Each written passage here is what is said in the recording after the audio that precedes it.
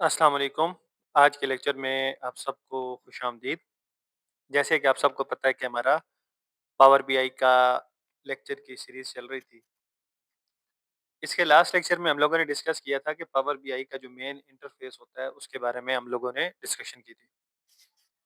आज हम देखेंगे कि अगर हमने डाटा जो है, वो एक्सेल फ़ॉर्म में है, वो सीएसवी है या किसी भी और फ़ॉर्मेट के अंदर है, उस डाटा को जब हम लोगों ने पावर बीआई के मेन पेज पे लेके आना है, हमने उसके ऊपर वर्किंग करनी है, तो वो डाटा हम लोगों ने कैसे लेके आना है?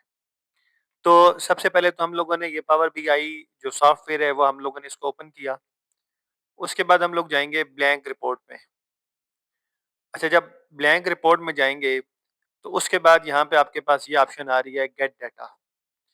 जब आप गेट डाटा पे क्लिक करेंगे, तो यहाँ पे आपके पास मल्टीपल सोर्सेज़ शो हो जाएँगे कि किन-किन से आप डाटा लेके आ सकते हैं, ठीक है? तो ये अप्रोक्सिमेटली तकरीबन कोई मोर देन 90 प्लस सोर्सेज़ हैं जिनसे आप जिन फॉर्मेट्स के अंदर से आप डाटा लेके आ सकते हैं, ठीक है? और चूँकि मोस्टली जो हमारे पास डाटा होता है वो ज़्यादातर एक्सेल या सीएसवी फाइल में होता है। तो हम यहाँ पे गेट डाटा में जाएँगे, एक्सेल और ये सीएसवी है। आपके पास जो भी इनमें से डाटा है आप इस पे क्लिक करेंगे तो वो आप लेके आ जाएँगे। अभी चूँकि मेरे पास जो इस टाइम डाटा है वो एक्सेल की फ़ॉर्म में है तो मैं यहाँ इस पे क्लिक करूँगा। अब वो चूँकि डायरेक्टली मैंने ऑलरेडी एक दफ़ा डाटा यहाँ के लिए आया हुआ हूँ तो मुझे उस टैब पे ले गया जहाँ पे डाटा है। अब ये मेरे पास सैंपल डाटा है।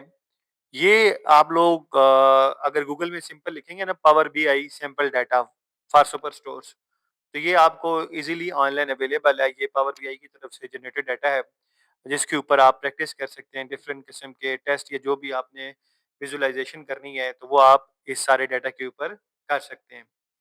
तो मैं इसके ऊपर क्लिक करूँगा सैंपल के ऊपर और मैं यहाँ ओपन पे क्लिक कर दूँगा। तो उसके बाद यहाँ पे आगे ना 2 ऑप्शन आते हैं आपके पास, एक आता है ट्रांसफॉर्म का और एक आता है लोड का।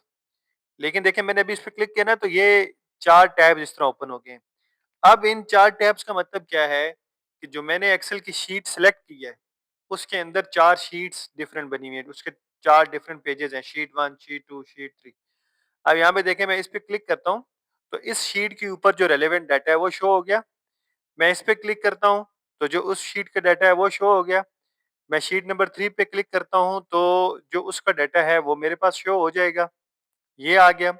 शीट 4 पे जो डाटा है वो है तो वो शो हो जाएगा। अब अगर आप चाह रहे हैं कि इन चारों शीट्स का आए, तो चारों को सिलेक्ट करके लोड कर दें, तो वो आपके पास डाटा सारा आ जाएगा।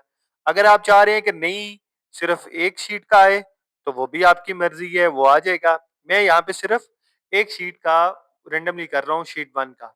मैं उसके बाद यहाँ पे कर दूँगा ट्रांसफ़ॉर्म डाटा या आप लोड डाटा करें।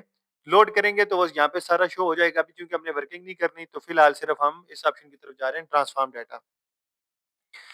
अच्छा, जैसे ही हम ट्रांसफॉर्म डाटा करेंगे, तो अब ये जो डाटा है, ये एक्सेल में नहीं है। अब ये हमारे पास डाटा आ चुका है पावर बीआई वाली जो फ़ाइल होती है, ये बैकएंड पे सारा डाटा हमारे पास उस फ़ाइल के अंदर आ चुका है। ठीक है? जहाँ पे पावर बीआई ने काम करना है, तो ये सारा डाटा हमारे पास वहाँ पे आ चुका है।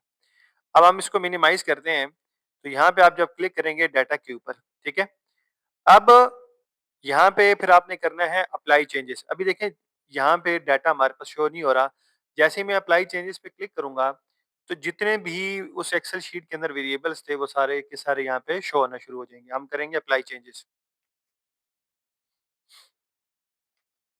अब अप्लाई चेंजेस किए, देखें यहाँ पे इसने वर्किंग स्टार्ट कर दी है और यहाँ पे भी देखें कुछ काम हो रहा है। तो अभी देखें ये वो जो एक्सेल शीट का नाम था ऑर्डर्स, वो एक्सेल शीट का नाम यहाँ पे आ गया। अच्छा, अब इस पे क्लिक करूँगा ना तो ये देखें, जो भी उस एक्सेल शीट के अंदर वेरिएबल्स थे, वो सारे के सारे वेरिएबल्स यहाँ पे आ गए हैं। तो इस तरीके से आप एक्सेल की फाइल से सारा डाटा यहाँ पे लेके आ सकते हैं।